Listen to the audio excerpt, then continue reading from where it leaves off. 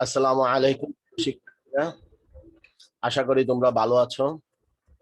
আজ হিসাব বিজ্ঞান প্রথম পত্রের সপ্তম অধ্যায়ের কার্যপত্র নিয়ে তোমাদের সামনে উপস্থিত হয়েছি। আজ আমরা কার্যপত্রের প্রায়োগিক একটি উদাহরণের সাহায্যে আলোচনা করব। এই উদাহরণটি নেওয়া হয়েছে 2020 সালে কুমিল্লা বোর্ডের প্রশ্নপত্র থেকে। আসো প্রথমে আমরা প্রশ্নপত্রটি এক নজর দেখে নিই।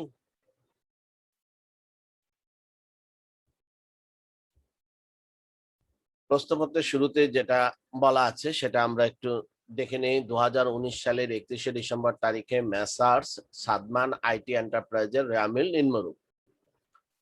তো এই রেয়ামিলের মধ্যে শুরুতে দেওয়া আছে নগদ ও ব্যাংক জমা ডেবিট 55,000 টাকা,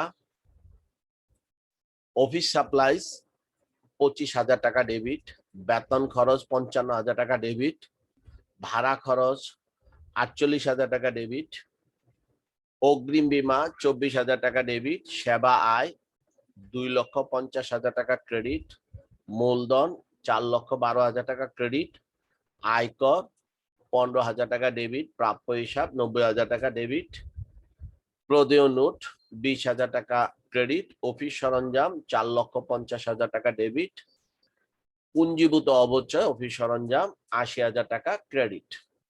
যোগফল ডেবিটর 7,62,000 টাকা এবং ক্রেডিটর 7,62,000 টাকা। এবার দেখা যাক অন্যান্য তথ্যাবলীতে কি বলা আছে প্রশ্নে। অন্যান্য তথ্যাবলীর প্রথমে 3টা সমন্বয় সংক্রান্ত তথ্যাবলী দেওয়া আছে। প্রথম সমন্বয় তথ্যাবলীতে বলা আছে অফিস সরঞ্জামের অনুমিত আয়ুষ্কাল 10 বছর, যার ভগ্নাবশেষ মূল্য 50,000 টাকা। আমরা এখানের মধ্যে দেখতেছি যে আমাদের সামনে রেয়ামিলের মধ্যে অফিস সরঞ্জাম একটা উপাদান রয়েছে যা স্থায়ী সম্পদ। অফিস সরঞ্জাম 4,50,000 টাকায়, যেখানে আমরা দেখতে পাচ্ছি 4,50,000 টাকা। এই 4,50,000 টাকার আনুমানিক আয়ুষ্কাল ধরা হয়েছে 10 বছর এবং 10 বছর শেষে 50,000 টাকা ভগ্নাবশেষ মূল্য। তাহলে সরল রৈখিক পদ্ধতিতে যদি আমরা অবচয় নির্ণয় করতে যাই, তাহলে দেখব যে বার্ষিক অবচয়ের পরিমাণ হবে বার্ষিক অবচয়ের পরিমাণ হবে বার্ষিক অবচয়ের পরিমাণ হবে তোমার আয়ুষ মোট মূল্য ক্রয় মূল্য 4,50,000 টাকা, তন্মধ্য থেকে 50,000 টাকা 10 বছর সমাপনান্তে ভগ্নাবশেষ মূল্য হিসেবে পাওয়া যাবে। তাহলে 10 বছরে অবচয় যোগ্য যে পরিমাণ টাকা অবচয় যোগ্য হবে তার পরিমাণ হলো 4 লক্ষ টাকা। তাহলে 10 বছরে 4 লক্ষ টাকা হলে প্রতি বছরে কত হবে? তাহলে 10 বছর আয়ুষ্কাল দ্বারা ভাগ।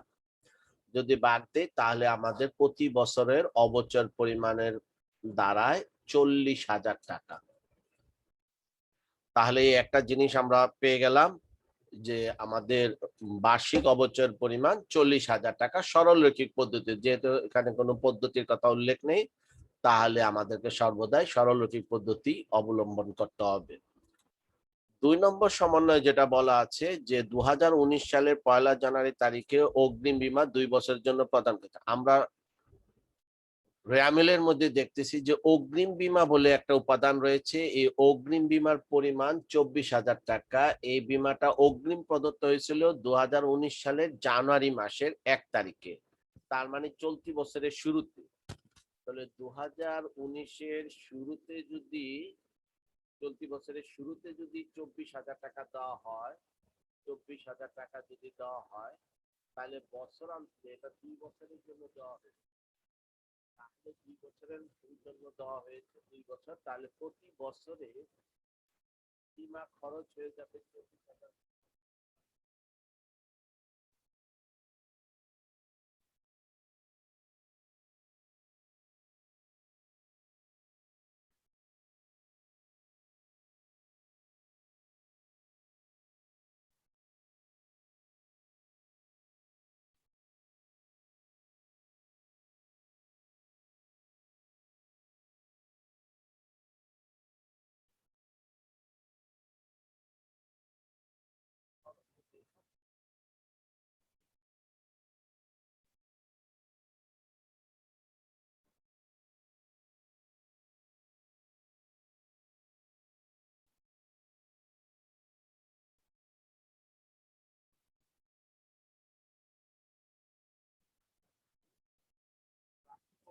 হিসাব হলো এমন একটা হিসাব, এর জন্য আমাদের একটা আলাদা অধ্যায় আছে, যেখানে আমরা জানি প্রাপ্য হিসাব সাধারণত তিন ধরনের হয়।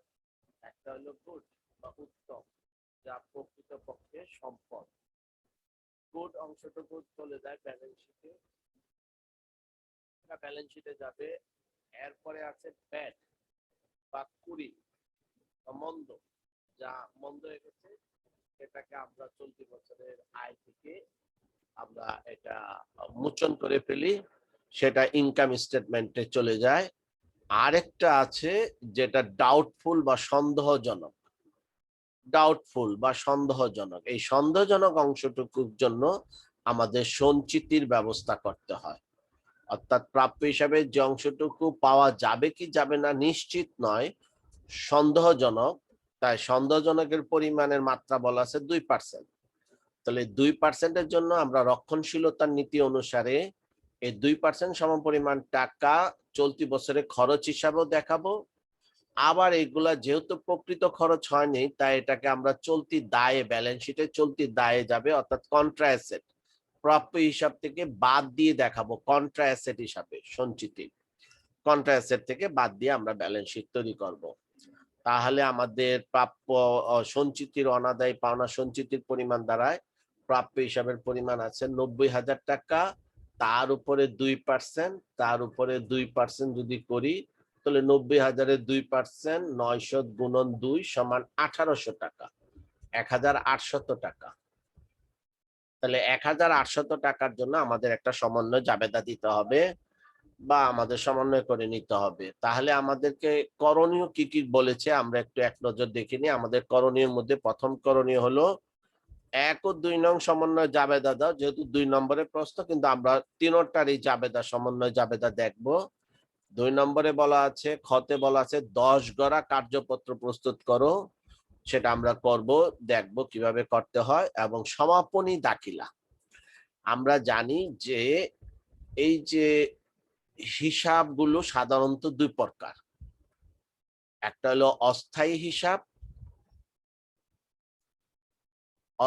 হিসাব বা নামিক হিসাব, আরেক ধরনের হিসাব আছে সেগুলোকে আমরা বলি স্থায়ী হিসাব। অস্থায়ী হিসাবগুলোর গন্তব্যস্থল হলো আয় বিবরণী বা ইনকাম স্টেটমেন্টে, আয় বিবরণী বা ইনকাম স্টেটমেন্টে, আয় বিবরণী বা ইনকাম স্টেটমেন্টে অস্থায়ী হিসাবগুলো যাবে। আর স্থায়ী হিসাবগুলো, সেগুলো যাবে উদ্বৃত্তপত্র বা আর্থিক অবস্থার বিবরণীতে, উদ্বৃত্তপত্র বা আর্থিক অবস্থার বিবরণী ব্যালেন্স শিটে, অর্থাৎ যার ব্যালেন্স চলমান থাকবে, ব্যালেন্স শিট চলমান যারে থাকবে স্থায়ী হিসাবগুলো। আর যেগুলো অস্থায়ী সেগুলো চলতি বছরের শুরুতে খোলা হয়। অস্থায়ী হিসাবগুলো চলতি বছরে, চলতি কালের, বছর বলতে আমরা হিসাবকাল, চলতি হিসাবকালের শুরুতে খোলা হবে এবং হিসাবকাল শেষে এগুলোকে বন্ধ বা সমাপন করতে হবে, বন্ধ করতে হবে। এই বন্ধ করতে গিয়ে যে দাখিলা দিতে হয় তার নাম সমন্বয় দাখিলা। তার মানে অস্থায়ী হিসাবগুলো বন্ধ করার জন্য, হিসাবকাল শেষে বন্ধ করার জন্য যে জাবেদা, তার নাম হলো সমাপনী দাখিলা। এগুলো আমরা জানি, তারপর আরেকবার মনে করিয়ে দিলাম। এবার আসো আমাদের এই প্রথমে সমন্বয় জাবেদাগুলো, এখানে 3টা সমন্বয় জাবেদা। প্রথমে আমরা অবচয়ের জন্য একটা সমন্বয় জাবেদা দিতে হবে, তারপরে অগ্রিম বীমা যে অংশটুকু নিঃশেষ হয়েছে তার জন্য একটা সমন্বয় জাবেদা দিতে হবে, এবং প্রাপ্য হিসাবের উপর অনাদায়ী পাওনা সঞ্চিতি যে 90,000 টাকার উপর 2%, 1800 টাকা, এগুলোর জন্য একটা সমন্বয় জাবেদা দিতে হবে। আসো আমরা সমন্বয় জাবেদাগুলোকে এক নজর দেখে নিই। সমন্বয় জাবেদাগুলোকে আমরা এক ঝলক দেখে নিচ্ছি। প্রথমে সমন্বয় জাবেদা দিতে হলে জাবেদা ঘর রাখতে হবে, সাধারণ জাবেদা বহি, সমন্বয় দাখিলা সমূহ। তো প্রথম যে সমন্বয় জাবেদা, আর সকল সমন্বয় জাবেদা হবে হিসাব কাল শেষের তারিখে, অর্থাৎ 2019 সালের 31শে ডিসেম্বর তারিখে। এভাবে প্রথম সমন্বয়, দ্বিতীয় সমন্বয়, তৃতীয় সমন্বয় ব্রেকেটে আমরা এইভাবে দেখিয়ে দিতে পারি।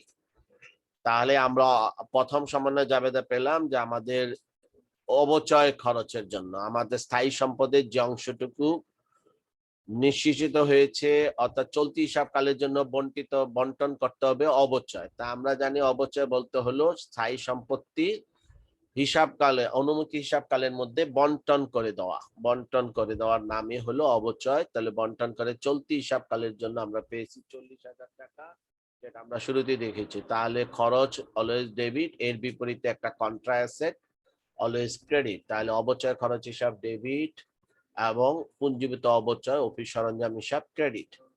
অবচয়ের পরিমাণ আমরা কিভাবে পেয়েছি আবার দেখতেছি। আমরা জানি আমাদের স্থায়ী সম্পদের পরিমাণ মূল্য হলো 4,50,000, তার মধ্যে মাইনাস 50,000 টাকা ভগ্নাবশেষ মূল্য এবং অনুমিত আয়ুষ্কাল 10 বছর। 10 বছরের দ্বারা ভাগ দিলে প্রতি বছরের জন্য অ্যালোকেটেড বা বন্টন হয়ে গেল অবচয় খরচ বাবদ 40,000 টাকা। এরপরে হলো বীমা খরচ 2 বছরের জন্য দেওয়া হয়েছিল 24,000 টাকা, তার মধ্যে চলতি বছরে খরচ হয়ে গেছে, তাহলে 2 দ্বারা ভাগ দিলে 12,000 টাকা। তাহলে বীমা খরচ হিসাব 12,000 টাকা এবং অগ্রিম বীমার পরিমাণ হ্রাস পেয়েছে সমপরিমাণ। যতটুকু খরচ হয়েছে ততটুকু অগ্রিম বীমা হ্রাস পেয়েছে। খরচ বাড়লে সম্পদ হ্রাস পায়। তাহলে বীমা খরচ হিসাব ডেবিট 12,000, অগ্রিম বীমা হিসাব ক্রেডিট 12,000। আর রক্ষণশীলতা নীতি অনুসারে প্রাপ্য হিসাবে যে অংশটুকু পাওয়া যাবে না, অর্থাৎ নাও পাওয়া যেতে পারে সন্দেহজনক, সন্দেহজনকের জন্য লাভ থেকে আয় থেকে খরচ দিয়ে বাদ দিতে হবে, কমিয়ে ফেলতে হবে, অর্থাৎ লাভের পরিমাণ কমিয়ে ফেলতে হবে। কত পার্সেন্ট হারে লাভের পরিমাণ কমিয়ে দিতে হবে? 2% হারে। 90,000 গুণন 2, 1800 টাকা। তাহলে লাভ কমাতে হলে এটাকে খরচ হিসাবে দেখাতে হবে এবং তার বিপরীতে একটা সঞ্চিতি ব্যবস্থা করতে হবে, যাবতীয় সঞ্চিতি দায়। তাহলে এটা একটা কন্ট্রা অ্যাসেট, প্রাপ্য হিসাব থেকে বাদ দিয়ে দেখাতে হয় ব্যালেন্স শিটে। তো অনাদায়ী পাওনা খরচ হিসাব ডেবিট 1800 টাকা, অনাদায়ী সন্দেহজনক পাওনা সঞ্চিতি হিসাব ক্রেডিট 1800 টাকা। 90,000-এর 2% 1800 টাকা, 1800 টাকা। এ গেল আমাদের সমন্বয় জাবেদা। তো প্রথম দুইটাই পরীক্ষার প্রশ্নে জানতে চেয়েছে, প্রথম দুইটাই এটা জানতে চাইনি, কিন্তু আমরা যেহেতু এখন পরীক্ষার হলে নেই, আমরা এখানে শেখার জন্য আমরা পুরোটাই শিখব। পরীক্ষার হলে আমরা 3 নম্বরটা দেব না, প্রথম দুইটা দিলেই চলবে। ওকে, থ্যাংক ইউ। এবার আসা যাক আমাদের কার্যপত্র, যেটা আমাদের মূল আলোচনা বিষয়। কার্যপত্র 10 গড়া বিশিষ্ট কার্যপত্র আমাদেরকে বলা হয়েছে। তাহলে প্রথমে কার্যপত্রের জন্য আমরা প্রতিষ্ঠানের নাম লিখবো মেসার্স সাদমান আইটি এন্টারপ্রাইজ, তারপরে কার্যপত্র 10 গড়া বিশিষ্ট 2019 সালের 31 ডিসেম্বর সমাপ্ত বছরের জন্য। এইবার আমরা একটা গড় আঁকবো। মেইন কলামের গড় হলো 5টা, প্রতিটার অধীনে ডেবিট ক্রেডিট বিদায় 5 দোকানে 10টা হলো আমাদের। তার মানে ডান দিক থেকে এক স্কেল করে আমাদের গড় আঁকে নিয়ে আসতে হবে। ডান দিক থেকে এক স্কেল করে গড় আঁকবো আমরা। তাহলে রেয়ামিলের অধীনে আমাদের আছে ডেবিট ক্রেডিট, তারপরে সমন্বয়ের অধীনে ডেবিট ক্রেডিট, তারপরে সমন্বিত রেয়ামিলের অধীনে ডেবিট ক্রেডিট। তার মানে এটা ধাপে ধাপে কার্যপত্রটা তৈরি করতে হয় ধাপে ধাপে। প্রথম ধাপে আমরা রেয়ামিলের কাজ কমপ্লিট করব, তারপরে ধাপে আমরা সমন্বয়ের কাজ কমপ্লিট করব, তারপরে ধাপে আমরা সমন্বিত রেয়ামিল করব এবং সমন্বিত রেয়ামিলের যাবতীয় খরচ এবং আয়, খরচ যাবে আয় বিবরণীতে, আয় যাবে আয় বিবরণীর ক্রেডিটে। অর্থাৎ এই দুটাকে আমরা বলি অস্থায়ী হিসাব। এই অস্থায়ী হিসাবগুলো যাবে আয় ব্যয় বিবরণীতে। সমন্বিত রেয়ামিলের যাবতীয় অস্থায়ী হিসাব, অর্থাৎ যেগুলো খরচ এবং আয়, সেগুলোকে আমরা বলবো অস্থায়ী হিসাব সমূহ। এই অস্থায়ী হিসাবগুলো যাবে আয় বিবরণীর ডেবিটে এবং আয় বিবরণীর ক্রেডিটে। আর স্থায়ী হিসাবগুলো বলতে আমরা বুঝবো আমাদের জন্য যেটা আছে সম্পদ আর মূলধন,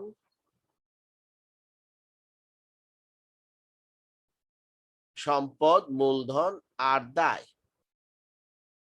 সম্পদ যাবে উদ্ধৃত পত্রের ডেবিটে যাবে সম্পদ। আমাদেরকে এটা মনে রাখতে হবে, উদ্ধৃত পত্রের ডেবিটে যাবে সম্পদ, উদ্ধৃত পত্রের ডেবিটে সম্পদ যাবে। তারপরে মূলধন যাবে উদ্ধৃত পত্রের ক্রেডিটে এবং দায় যাবে উদ্ধৃত পত্রের ক্রেডিটে। অর্থাৎ এগুলো হলো স্থায়ী হিসাব। এই স্থায়ী হিসাব উদ্ধৃত পত্রে বা বর্তমানে এটাকে আমরা বলি, যখন বিবরণী আকারে প্রকাশ করি তখন আর্থিক অবস্থার বিবরণী। স্থায়ী হিসাব সমূহ, অর্থাৎ যে হিসাব সমূহের জের কখনোই বন্ধ করা হয় না, যে হিসাবের জের কখনোই বন্ধ করা হয় না, এগুলোর ব্যালেন্স চলমান থাকে, ব্যালেন্স স্থানান্তর করতে হয়, সেগুলোকে আমরা বলবো স্থায়ী হিসাব সমূহ। আর যে হিসাব সমূহ হিসাবকালের শুরুতে খোলা হয় এবং হিসাবকাল শেষে বন্ধ করে দেওয়া হয়, সেগুলোকে আমরা বলি অস্থায়ী হিসাব। অস্থায়ী হিসাবের আইটেম হলো দুটো, একটা হলো খরচ আর একটা হলো আয়। আর স্থায়ী হিসাবের আইটেম হলো দুটো, সম্পদ, মূলধন এবং দায়। এর মধ্যে মূলধনের বিপরীতে উত্তোলন একটা কন্ট্রা, উত্তোলন কিন্তু মূলধনের বিপরীতে, অর্থাৎ একটা কারবারের একটা হিসাবকালে কি পরিমাণ, এক মালিকানা কারবারের ক্ষেত্রে এটা ব্যবহৃত হয়, দেখা যায় উত্তোলন কি হয়েছে সেটা আমরা সরাসরি মূলধন থেকে বাদ না দিয়ে উত্তোলন হিসাব নামে আরেকটা হিসাব তৈরি করি, তাই উত্তোলন হিসাবে এক ধরনের অস্থায়ী হিসাব, কিন্তু সেটা কখনোই আয় ব্যয় বিবরণীতে যাবে না, এটা যাবে ব্যালেন্স শিটে। আপাতত আমরা উদ্ধৃত কার্যপত্রে এটা ব্যালেন্স শিটে দেখাবো, পরে যখন আমরা ক্লোজিং এন্ট্রি বা ওই যে সমাপনী দাখিলা তৈরি করব তখন উত্তোলনটাকে আমরা ক্লোজ বা বন্ধ করে ফেলবো। এটা আমাদেরকে মনে রাখতে হবে। তাহলে আসো আমরা প্রথমে আমরা কিভাবে কার্যপত্রের গড় আঁকা হয়ে গেল। এখন আমরা কার্যপত্রের প্রথম ধাপ, অর্থাৎ প্রথম ধাপ হলো রেয়ামিলের ধাপ। তাহলে শুধু রেয়ামিলটাই আমরা প্রথম ধাপে দেখবো, রেয়ামিলের মধ্যে অর্থাৎ প্রশ্নটা হুবহু এই রেয়ামিল কলামে তুলে ফেলবো। তাহলে আসো আমরা প্রশ্নটা হুবহু রেয়ামিল কলামে তুলে ফেলি। রেয়ামিলটা যেইভাবে রেয়ামিলটা পরীক্ষার প্রশ্নপত্রে দেওয়া আছে, দেখো হুবহু সেভাবে আমরা তুলে ফেলেছি। আমাদের রেয়ামিলে ছিল নগদ ও ব্যাংক জমা ৫৫,০০০ টাকা, অফিস সাপ্লাইজ ২৫,০০০ টাকা, বেতন খরচ ৫৫,০০০ টাকা, ভাড়া খরচ ৪৮,০০০ টাকা, অগ্রিম বীমা ২৪,০০০ টাকা, সেবা আয় ২,৫০,০০০ টাকা, মূলধন ৪,১২,০০০ টাকা, আয়কর ১৫,০০০ টাকা, প্রাপ্য হিসাব ৯০,০০০ টাকা, প্রদেয় নোট ২০,০০০ টাকা, অফিস সরঞ্জাম ৪,৫০,০০০ টাকা, পুঞ্জীভূত অবচয় ৮০,০০০ টাকা। দেখো মোট ৭,৬২,০০০, ৭,৬২,০০০ আমরা ডাবল আন্ডারলাইন ক্লোজ দিয়ে ক্লোজ করে ফেলেছি। তাহলে আমাদের রেয়ামিলের প্রথম ধাপ শেষ। এইবার আমাদের করতে হবে সমন্বয়। ওই যে ৩টা সমন্বয় আছে, এই সমন্বয়গুলো এই সমন্বয় কলামে দেখাতে হবে। তা আসো আমরা সমন্বয়গুলো দেখাই। প্রথম সমন্বয় ছিল আমাদের অবচয় সংক্রান্ত সমন্বয়।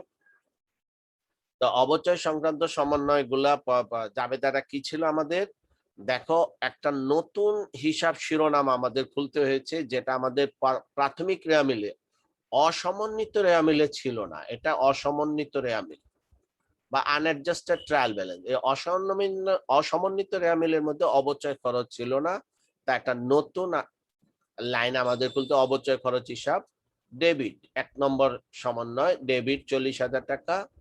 আর পুঞ্জীবিত অবচয় হিসাব ক্রেডিট, পুঞ্জীবিত অবচয় যেহেতু একটা লাইন আছে, তো এই লাইন বরাবর আমরা পুঞ্জীবিত অবচয় হিসাব ক্রেডিট, তার মানে যে শিরোনামটা আছে সেটাকে দুইবার খুলতে হবে না, এটা একবার ওখানেই নিয়ে গেলে হবে। আর যে উপাদানটা নতুন সমন্বয় করতে গিয়ে পাওয়া গেল সেটা নতুন করে খুলতে হবে। ২ নম্বর সমন্বয় ছিল বীমা সংক্রান্ত, অর্থাৎ অগ্রিম বীমা হ্রাস পেয়েছে, সমপরিমাণ বীমা টাকা খরচ হয়েছে ১২,০০০ টাকা। তাহলে ২ নম্বর সমন্বয়টা এই যে আমরা ব্রেকেটে লিখেছি ২ নম্বর সমন্বয়, বীমা খরচ নামে একটা কলাম খুললাম, লাইন খুললাম, সরি রো।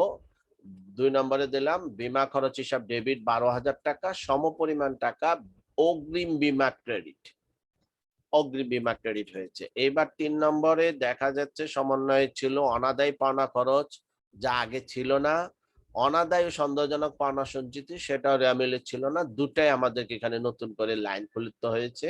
তো ৩ নম্বরে অনাদায়ী পাওনা খরচ হিসাব ডেবিট, অনাদায়ী পাওনা ও অনাদায়ী ও সন্দেহজনক পাওনা সঞ্চিতি হিসাব ক্রেডিট। তার মানে যে পরিমাণ ডেবিট হয়েছে ঠিক সেই পরিমাণ ক্রেডিটও করা হয়েছে, তাহলে আমাদের মোট এই সমন্বয় কলামের মোট যোগফল মিলে গেছে। তাহলে ডাবল আন্ডারলাইন ক্লোজ করে দিতে হবে, যোগফল ৫৩,৮০০, ৫৩,৮০০। তাহলে এখন আমাদের সমন্বয়ের কাজ শেষ। এবার আমাদের করতে হবে সমন্বিত রেয়ামিল। সমন্বিত রেয়ামিলটা করার সময় আমাদেরকে মনে রাখতে হবে রেয়ামিল, অসমন্বিত রেয়ামিল এবং সমন্বয় দুটাকে অ্যাডজাস্ট করার নামই হলো সমন্বিত বা অ্যাডজাস্টেড ট্রায়াল ব্যালেন্স। তো সমন্বিত করার উপায়টা কি মনে রাখতে হবে, ডেবিট প্লাস ডেবিট তার মানে ডেবিটে বৃদ্ধি পায়, তাহলে ডেবিট হবে। তার মানে ডেবিটের সাথে ক্রেডিট আইটেম বিয়োগ হবে, ডেবিট মাইনাস ক্রেডিট সমান ডেবিটে গিয়ে বসবে। আবার ক্রেডিট প্লাস ক্রেডিট, ক্রেডিটের সাথে ক্রেডিট হলে এটা যোগ হবে, যোগ হয়ে ক্রেডিট কলামে বসবে।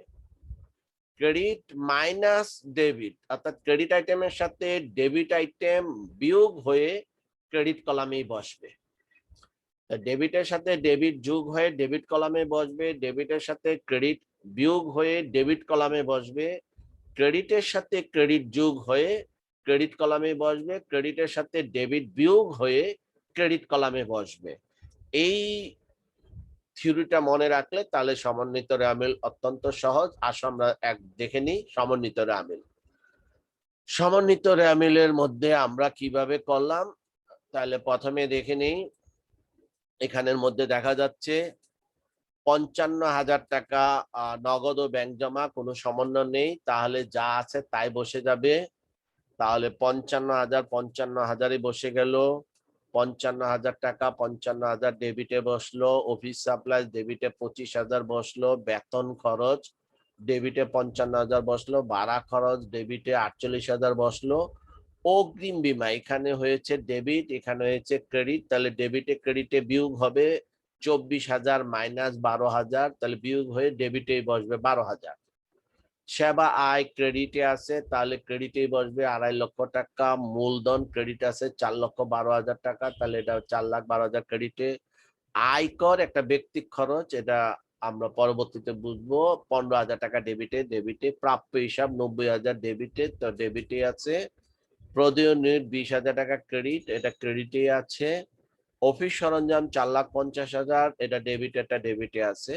পুঞ্জীভূত অবচয় খরচ ক্রেডিটে আছে 80,000, সমন্বয় হয়েছে ক্রেডিট 40,000, তো ক্রেডিটে যোগ হয়ে ক্রেডিটে বসবে, তাহলে 80,000 যোগ 40,000 1,20,000। এবার নতুন উপাদানগুলো সরাসরি, যেটা ডেবিটে বসবে, ক্রেডিটে বসবে, অর্থাৎ অবচয় খরচ ডেবিটে 40,000, বীমা খরচ ডেবিটে 12,000, অনাদায়ী পাওনা খরচ ডেবিটে 1800, অনাদায়ী ও সন্দেহজনক পাওনা সঞ্চিতি ক্রেডিটে 1800। তার মানে এইভাবে আমরা সমন্বিত রেওয়ামিলের যদি যোগফল করি তাহলে দেখবো এই যোগফল, এই যে আমরা মোটের ঘরে বসিয়ে দেব 8,03,800 লিখে আমরা এটাকে ডাবল আন্ডারলাইন ক্লোজ করে দেব। 8,03,800 লিখে ডাবল আন্ডারলাইন ক্লোজ করে দিলাম। এ হলো আমাদের সমন্বিত রেওয়ামিল। তার মানে আমাদের কার্যপত্রের 3টা ধাপ আমরা কমপ্লিট করে ফেলেছি। এবার চতুর্থ ধাপ হলো আমাদেরকে সমন্বিত রেওয়ামিলে ওই যে বলেছিলাম যেগুলো অস্থায়ী হিসাব সমূহগুলো, অর্থাৎ যাবতীয় আয় ও খরচ যাবে আয় বিবরণীতে, এবং এছাড়া অন্য সকল উপাদানে চলে যাবে উদ্ধৃত পত্রে। আয় ও খরচ ব্যতীত যাবতীয় উপাদান উদ্ধৃত পত্রে চলে যাবে, এটা মনে রাখলে চলবে। তার মানে স্থানান্তর বা ট্রান্সফার। আসো আমরা ট্রান্সফারটা করি। প্রথম উপাদান হলো আমাদের চোখ থাকবে সমন্বিত রেওয়ামিলের দিকে, আর হিসাবের শিরোনামটা আমরা ওখান থেকে পড়ে নেব। তাহলে আমাদের করণীয়টা কি দাঁড়ালো, আমরা দেখতেছি যে আমাদের প্রথম উপাদানের নাম হলো নগদ ও ব্যাংক জমা। তো নগদ ও ব্যাংক জমা একটা সম্পদ, তাহলে এটা ব্যালেন্স শিটে যাবে। এই যে ব্যালেন্স শিটে ট্রান্সফার করেছি 55,000 টাকা। অফিস সাপ্লাই একটা সম্পদ, এটাও যাবে ব্যালেন্স শিটে বা উদ্ধৃত পত্রে। বেতন খরচ, যাবতীয় খরচ আয় বিবরণীতে যাবে 55,000 টাকা আয় বিবরণী ডেবিটে। ভাড়া খরচ 48,000 টাকা, এটাও যাবে আয় বিবরণীর ডেবিটে। তো অগ্রিম বীমা একটা সম্পদ, তাহলে এটা ব্যালেন্স শিটের ডেবিটে। তারপরে সেবা আয় অলওয়েজ আয়, একটা অস্থায়ী হিসাব, এটা আয় বিবরণীর ক্রেডিটে যাবে। মূলধন তাহলে এটা আয় না খরচ না, এটা হলো দায়, মালিকানা দায়, এটা যাবে ব্যালেন্স শিটে। আয়কর এটা একটা ব্যক্তিগত, অর্থাৎ মূলধনের বিপরীতে ব্যক্তিগত খরচ, ব্যক্তিগত খরচ চলে যাবে উদ্ধৃত পত্রের ডেবিটে। এটা মূলধন থেকে পরবর্তীতে সমন্বিত হবে সমাপনী দাখিলায়। প্রাপ্য হিসাব একটা সম্পদ, এটা ব্যালেন্স শিটের ডেবিটে চলে যাবে। প্রদেয় নোট একটা দায়, এটা ব্যালেন্স শিটের ক্রেডিটে চলে যাবে। অফিস সরঞ্জাম একটা সম্পদ, এটা ব্যালেন্স শিটের ডেবিটে চলে যাবে। পুঞ্জীভূত অবচয় একটা কন্ট্রা অ্যাসেট বা দায়, এইটা যাবে ব্যালেন্স শিটের ক্রেডিটে। এরপরে রয়েছে আমাদের মোটের কলাম, এটা ফাঁকা থাকবে, এটা ফাঁকাই থাকবে। এরপরে হলো অবচয় খরচ। অবচয় খরচ এটা যাবতীয় খরচ আয় বিবরণীতে যাবে। বীমা খরচ এটাও আয় বিবরণীতে যাবে, ডেবিটেরটা ডেবিটে। অনাদায় পাওনা খরচ এটাও আয় বিবরণী ডেবিটে যাবে। অনাদায় সন্দেহজনক পাওনা সঞ্চিতি এটা একটা চলতি দায়, এটা যাবে ব্যালেন্স শিটের ক্রেডিটে। তাহলে আমরা শুধুমাত্র ডেবিটের আইটেম ডেবিটই গেল, কিন্তু হয় আয় বিবরণী ডেবিটে নতুবা উদ্ধৃতপত্রে ডেবিটে। সমন্বিত রেওয়ামিলের ক্রেডিট আইটেম ক্রেডিটেই যাবে, হয় সেটা আয় বিবরণী ক্রেডিটে নতুবা উদ্ধৃতপত্রের ক্রেডিটে। অর্থাৎ ডেবিটের আইটেম কখনো ক্রেডিটে বসানো যাবে না, ক্রেডিটের আইটেম কখনো ডেবিটে বসানো যাবে না, তাহলে কিন্তু আর মিলবে না। এটা আমাদেরকে খেয়াল রাখতে হবে। ডেবিট অলওয়েজ ডেবিট আইটেমই থাকবে, ক্রেডিট অলওয়েজ ক্রেডিট আইটেমই থাকবে, কিন্তু খেয়াল রাখতে হবে আয় ও খরচ ব্যতীত যাবতীয় আইটেম গুলো চলে যাবে উদ্ধৃতপত্রে। এইভাবে ট্রান্সফার করব। এই ট্রান্সফার করার ফলে এখন আমরা দেখতেছি মোট খরচের সমষ্টি। মোট খরচ অর্থাৎ আয় বিবরণী ডেবিটে যাবতীয় খরচ বসেছে। কয়টা খরচ? একটা হলো বেতন খরচ, ভাড়া খরচ, অবচয় খরচ, বীমা খরচ, অনাদায় পাওনা খরচ। তাহলে আমরা বলতে পারি এই কোম্পানির এই বছরে 5 খাতে খরচ হয়েছে, তার সমষ্টি হলো 1,56,800। আর আয় হয়েছে শুধুমাত্র একটা খাতে, সেবা আয় খাতে, তার সমষ্টি হলো 2,50,000 টাকা। যেহেতু ডেবিট ক্রেডিট মিলে নাই, তাই আমরা ডাবল আন্ডারলাইন দিয়ে ক্লোজ করবো না। যেমন আগে যেগুলো মিলে গেছে সেগুলো সব ডাবল আন্ডারলাইন দিয়ে ক্লোজ করে ফেলেছি, কিন্তু এখানেটা যেহেতু মিলে নাই, তার মিলানোর জন্য আমরা এখন ক্লোজ করব না, না মিলানো পর্যন্ত ক্লোজ করব না। শুধু যোগফলটা, এই যে মোট কলামে যোগফলটা টেনে রাখবো, তাহলে আমাদের সমাপনী দাখিলা, এই যোগফলটা টানা হলে আমাদের সমাপনী দাখিলা গুলো দিতে সুবিধা হয়। এবার আসে উদ্ধৃতপত্রের ডেবিটে আছে যাবতীয় সম্পদ। যাবতীয় সম্পদ এবং উত্তোলন গুলো আছে এখানে, তার যোগফল আমরা পেলাম 6,47,000 টাকা। আর ক্রেডিটে আছে মূলধন ও দায়গুলো, তার যোগফল আমরা পেলাম 5,53,800। তার মানে এখানেও আমাদের ডেবিট ক্রেডিট মিলে নাই। যতক্ষণ না মিলবে ততক্ষণ ডাবল আন্ডারলাইন দেওয়া যাবে না। এইবার আসো মিলাইতে হবে। আমাদের মধ্যে দেখা যাচ্ছে যে খরচের তুলনায় এখানে একটা জিনিস খেয়াল করো, আমাদের মোট খরচ 1,56,800, মোট আয় 2,50,000। তাহলে আয়ের তুলনায় খরচ কম। তো যখন আয়ের তুলনায় খরচ কম হবে, অর্থাৎ আয় থেকে মোট আয় থেকে মোট খরচ বাদ দেওয়ার পরে যদি কিছু থাকে তাহলে সেটা হয় লাভ, আর যদি ঘাটতি পড়ে যায় তাহলে সেটা ক্ষতি। তাহলে আমরা এই কারবারে লাভ বা ক্ষতির পরিমাণটা এক ঝলক দেখে নিতে পারবো। অর্থাৎ 2,50,000 টাকা থেকে 2,50,000 টাকা থেকে 1,56,800 টাকা বিয়োগ দিলে যেটা থাকে সেটাই আমাদের লাভ। তাহলে এই লাভটা আমরা যদি উভয় দিকে বসিয়ে দেই, যেদিকে ঘাটতি আছে ঘাটতি সাইড গুলোতে বসিয়ে দেই, তাহলে এদিকের ঘাটতি আছে ঘাটতি সাইডে এখানে ডেবিটে বসবে, আর এখানে ঘাটতি আছে ক্রেডিটে, ক্রেডিটে বসলে তাহলে উভয় দিকের যোগফল মিলে যাবে।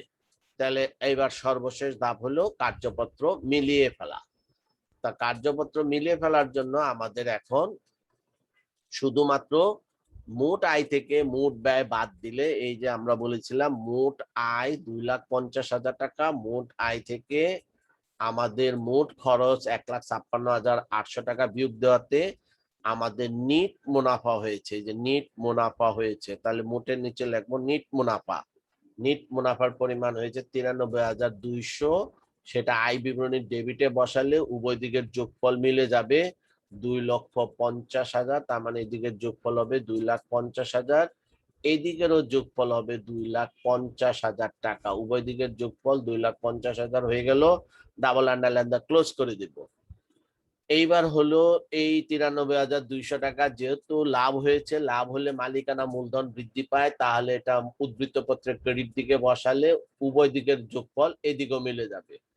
এই ডেবিটের যোগফল 6,47,000, ক্রেডিটের যোগফল 5,53,800 যোগ 93,200 6,47,000। Double underline close. তার মানে আমাদের কার্যপত্রের কাজ শেষ। তাহলে একটা কার্যপত্র হলো এক ধরনের bird's eye view. Bird's eye ভিউতে আমরা হিসাবকালের শেষ দিনে দেখো এট এ টাইম 5টা কাজ করতে হয়। রেয়ামিলও তৈরি করতে হয় এবং রেয়ামিলের যত সমন্বয় আছে সেগুলোও সাধন করতে হয়। রেয়ামিল এবং সমন্বয়ের পরে সমন্বিত রেয়ামিল তৈরি করতে হয়।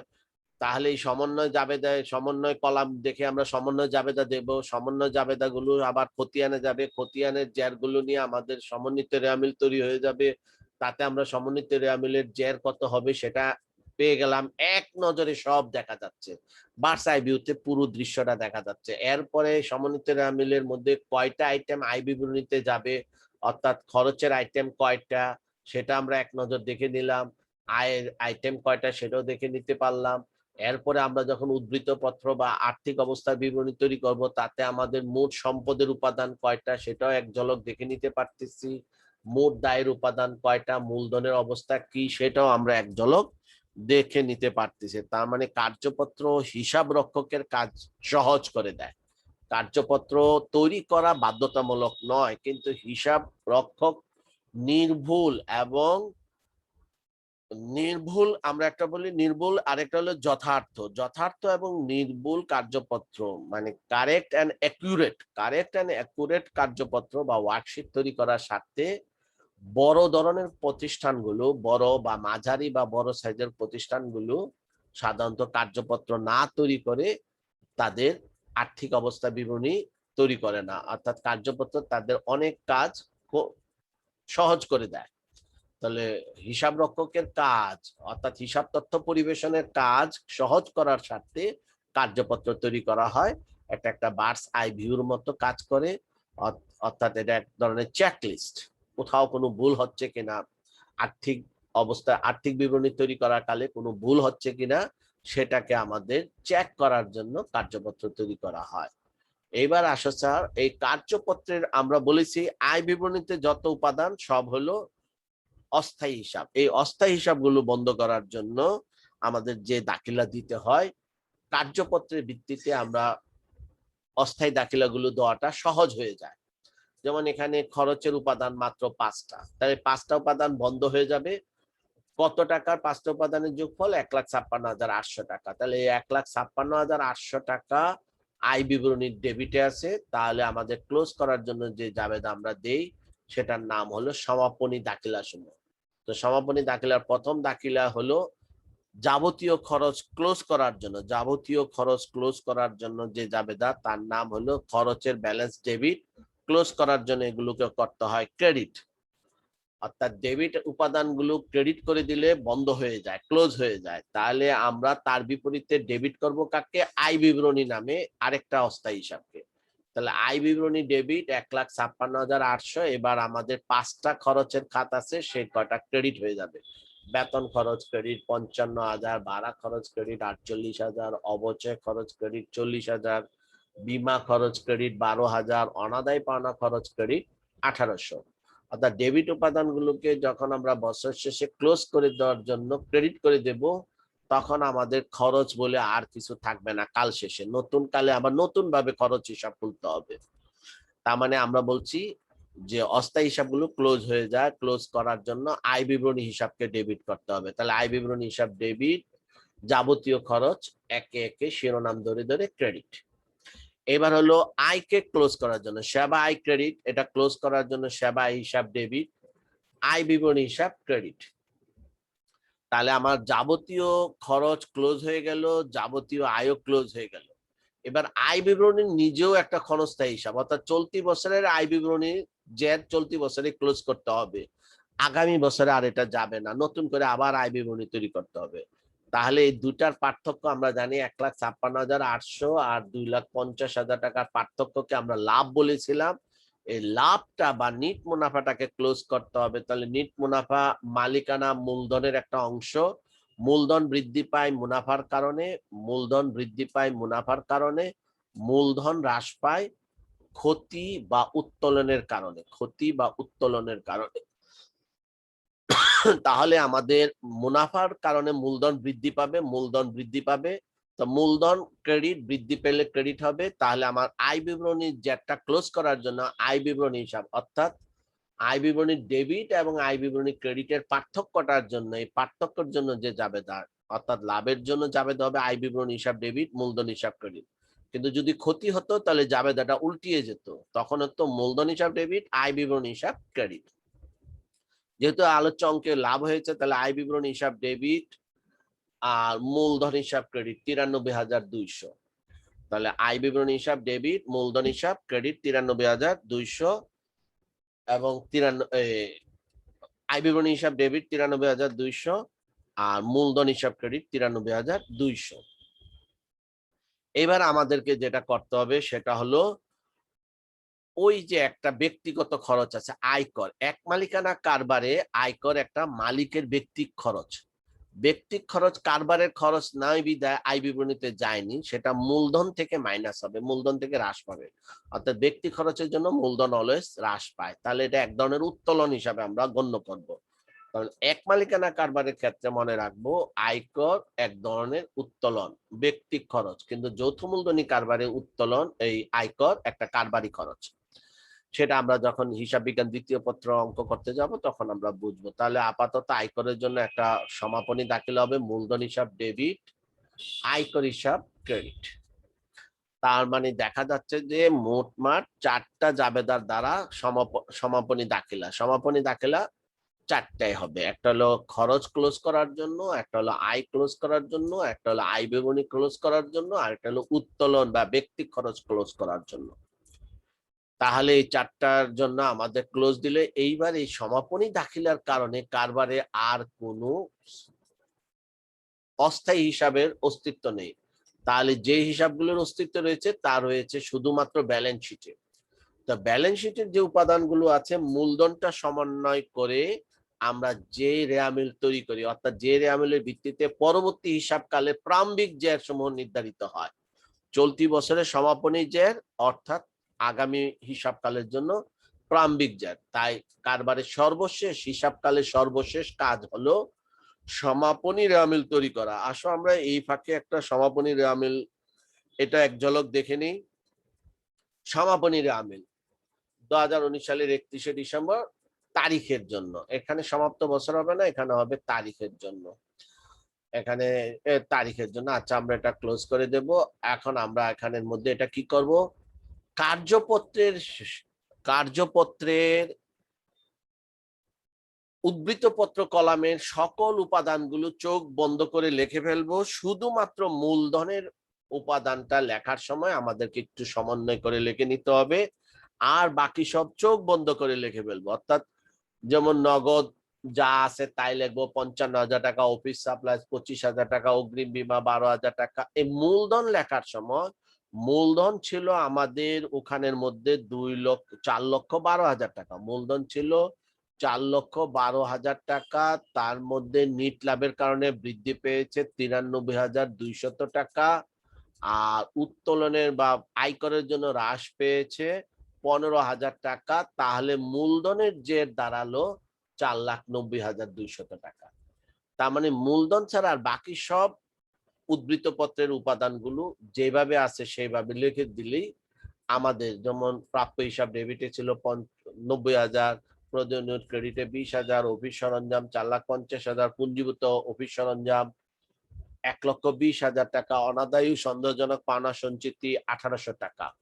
সকল উপাদান আমরা জট করে লিখে ফেলবো। অর্থাৎ কার্যপত্রের উদ্ধৃতপত্র